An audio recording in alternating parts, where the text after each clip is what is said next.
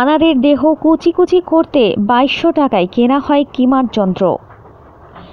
ঝিনাইদহ 4 আসনের সংসদ সদস্য আনোয়ারুল আজিম আনারের দেহ কুচি কুচি করার জন্য অভিযুক্তরা কিমা করার যন্ত্র ব্যবহার করেছিল। প্রমাণ লুকানোর জন্যই এমন যন্ত্র ব্যবহার করেছিলেন বলে দাবি ভারতীয় গোয়েন্দা সংস্থা সিআইডির। তদন্তকারীদের একাংশ জানিয়েছেন, এই ঘটনায় আটক সিয়াম হোসেন কলকাতার নিউ মার্কেটের একটি দোকান থেকে 2200 টাকা দিয়ে ওই যন্ত্র কিনেছিলেন। ভারতীয় সিআইডির দাবি, ওই যন্ত্রে পুরো দেহ কিমা করা যায়নি, তবে ছোট ছোট খণ্ড করে তা ফেলা হয়েছিল নিউ টাউনের ওই আবাসনের সেপটিক ট্যাঙ্কে। সেপটিক ট্যাঙ্ক থেকে প্রায় 5 কেজি পরিমাণ মাংসখণ্ড উদ্ধার করে ফরেনসিক পরীক্ষার জন্য পাঠানো হয়েছে। খুনের পর এমপি আনারের দেহের ছবি তুলে তা বাংলাদেশের কয়েকজনকে পাঠিয়েছিল ঘাতক আমানুল্লাহ।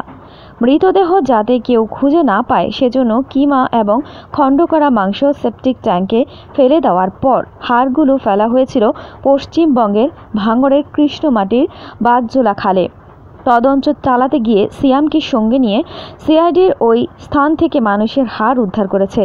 সেগুলো ডিএনএ পরীক্ষার জন্য পাঠিয়েছেন তদন্তকারীরা। উল্লেখ্য, গত 12ই মে কলকাতায় গিয়েছিলেন আনার।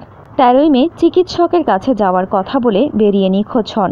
পরে পুলিশ তদন্তে নেমে জানতে পারে নিউ টাউনের ওই ফ্ল্যাটে খুন হয়েছেন তিনি। দেশটির সিআইডির তদন্তে নেমে প্রথমে বাংলাদেশের নাগরিক কসাই জিহাদ হাওলাদারকে গ্রেপ্তার করে।